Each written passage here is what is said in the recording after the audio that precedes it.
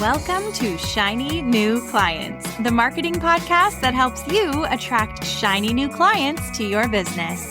We'll talk about social media, what makes people buy, how to go viral, and marketing psychology, all in 20 minutes or less. Whether you're a coach, a stylist, or a wedding planner, if you've got a service-based business to sell, this is the show you need to fill your calendar. I'm Jenna Warriner, your new marketing coach, and this is Shiny New Clients.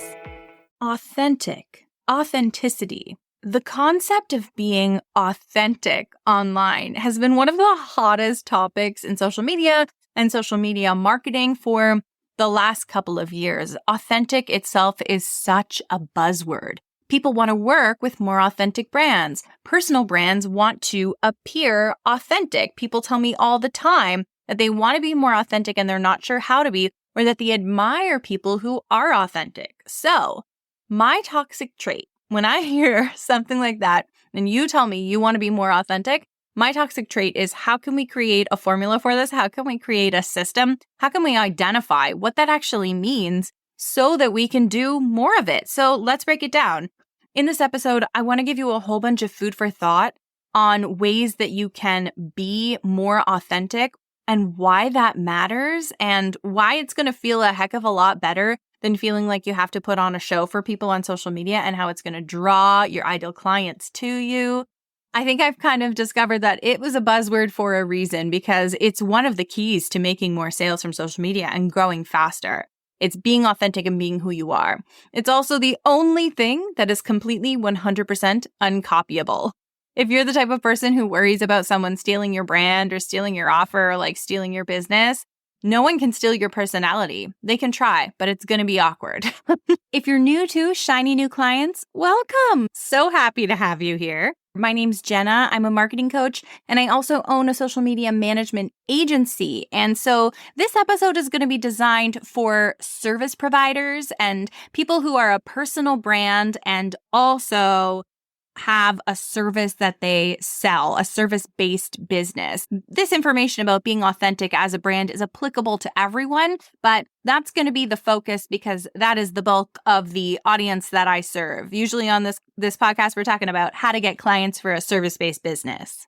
I think one of the biggest dilemmas folks face is this idea of, being a perfectionist. And I was having a conversation with a friend of mine who's a journalist, and she was talking about how when she worked for the news, she had to turn out articles really fast and just try her very best to make them as accurate as possible. And she had to turn them out quickly. And it really helped her beat her perfectionism because she had a deadline to hit.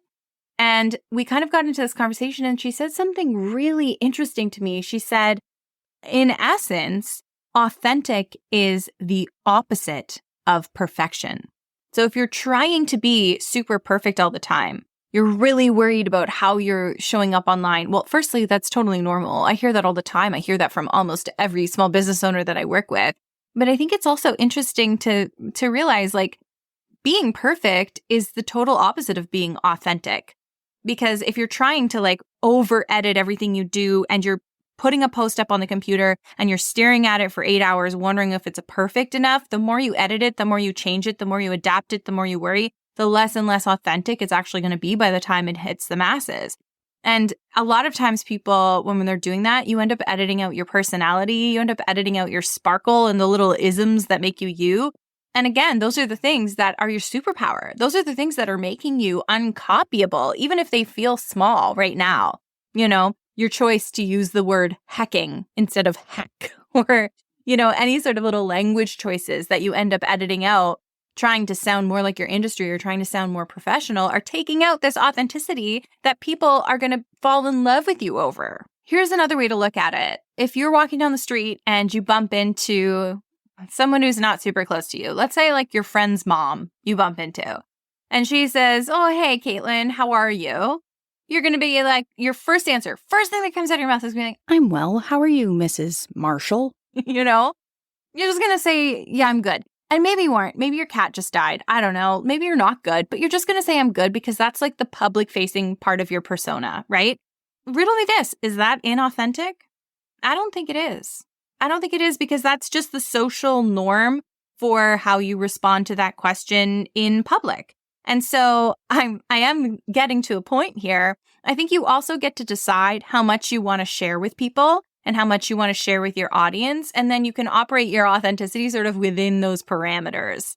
Never has being authentic been more complex than the way I'm explaining it right now. But if you decide that you don't want to share too much of your personal life with your audience, then your level of authentic doesn't mean you need to overshare. You can still say, I'm good when somebody asks you how you are. And that's still the honest answer because you have this social expectation. You've decided how much you want to share. Maybe you're an oversharer like me, LOL, or maybe you're not. And that doesn't mean that you're not being real with people. You just kind of make that decision and then you operate from within it. I've had students go through my Instagram marketing program and tell me that, say you wrote a post and you wrote it when you felt really good and it was on a good day and everything in your life was going good. And then you scheduled it in your content scheduling software and you scheduled it for next Wednesday. And then Wednesday comes around and you're feeling really bad. You're feeling yucky.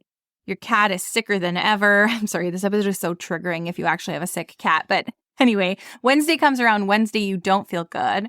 And that post launches. And sometimes people get the ick because they're like, well, I didn't actually feel good when it launched. To me, that's not inauthentic either. You felt good when you wrote it. It was true when you wrote it. And then it went out on a day where you don't feel that good. And guess what? You don't even know your audience the information that you don't feel good today. You don't need to share that with them. That's not inauthentic either. So that's a setback that I get from a lot of people when it comes to scheduling your content. Because I'm always telling you, schedule your content. It's going to save you so much time. We cannot run businesses and be writing a new post every single day. You have to write them all at once, schedule them all at once, then leave and live your life and have them schedule on autopilot. More on that at the free training in the show notes, how to get clients from Instagram if you're interested in that. But anyway, scheduling content, sometimes people have this setback of feeling like it's inauthentic. Dude, it's not. It's okay. It's allowed. We are business owners and you do get to decide how much you share and you can still be authentic within that rule. Not to brag or anything, but I get told that people admire my authenticity all the time. And it actually made me kind of want to break it down. So I've been asking my audience in posts and sort of trying to figure out, what does that mean? What are people seeing in me that makes them call me authentic? And I broke it down into a few things. Take it or leave it, food for thought. As I go through these things, ask yourself, where do I want to fall on these? And what rules do I want to set for myself so that I can show up more authentically, which attracts more of your target audience, right? So a little bit of vulnerability, people read that as authentic. A little bit of vulnerability, that could be sharing when you're down as well as when you're up. But again, just within whatever level is comfortable to you. Maybe you share a story of a time you messed up and then how you fixed it so that you don't lose the trust of your audience. Here's the time I messed up, and here's how I did it better the next time, and now here's the lesson I learned moving forward. Genuine gratitude is also vulnerability. So sharing genuine gratitude, that can be very vulnerable, and that is so authentic when you have the opportunity to show that you're thankful to someone who helped you get to where you are or whatever. Being opinionated. Very authentic to be opinionated. Do you want to attract people to your business whose values align with you? Is that important to you? Answer that question for yourself right now. Is it important that I attract other people whose values align with mine? Great. If you said yes, then I'm sorry to tell you, you need to let your values be known. You need to be a bit opinionated. You need to share your values if you want to attract people who share those values. And again, I'm not saying to jump out there and change everything all at once and be louder than you're more comfortable being. It's just a thought experiment. It's just food for thought. And if that scares the ish out of you, that's fine. You don't need to change anything today. You don't need to change anything ever. There are no rules here. That's like becoming my new catchphrase. There are no rules. But seriously, if you do want to attract people who have the same values as you, you have to let your values be known. If that was uncomfortable, this next one, it's going to be worse. I think that in order to look and be authentic on social media, you need to show up a little bit more than you wanna. And on days when you don't feel perfect and wonderful and right and awesome. If you think about someone on social media who posts once a week, like think of a celebrity or like a person of note or a personal brand who only posts like once or twice a week.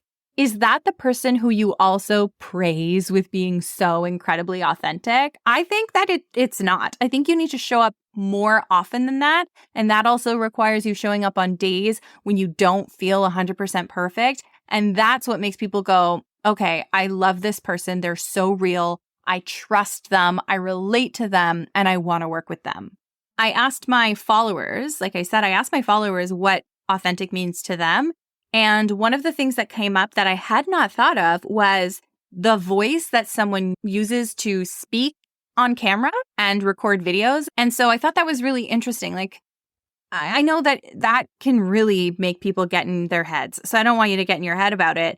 But are you using a more performative voice? And maybe that's your brand and maybe that's okay.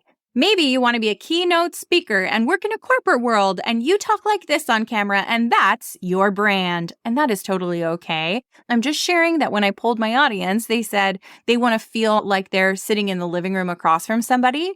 And that makes them, I think it makes everybody kind of feel a little bit more at ease. And it makes you feel, if I say authentic one more time, my head's going to burst. I've said the word so many times. But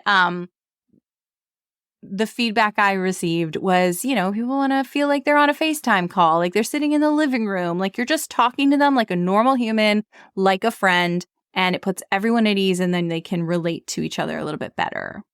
If you want a little challenge, a little action step that you can do right now to practice this sort of authenticity, like I really want to make sure you don't get stuck in your head. I know I've given you a lot to think about in this short episode. Pop into your Instagram stories and just share wherever you are right now, a little nugget of your day, no matter how you look, no matter where you are, if it's related to your business or isn't, I dare you to just pop in and show a moment from your day. You could put a little bit of text on the screen if you want. You could say that Jenna dared you to do this or your new marketing coach made you do this, but just practice and kind of rip off the Band-Aid and share just an honest, candid moment and see how that feels. And maybe that'll just be step one. And then you can answer some questions for yourself, decide how open you want to be with your audience, and start being more authentic and open and off the cuff with all of that in mind. Thanks so much for tuning into the Shiny New Clients podcast. If you have a chance to leave us and by us, I mean me, a 5-star rating or a positive review, that would be awesome. When you tell me what you like to hear, I can give you more of it and make this podcast exactly what you need today to start getting more clients from the content that you post online. I'll see you in the next one.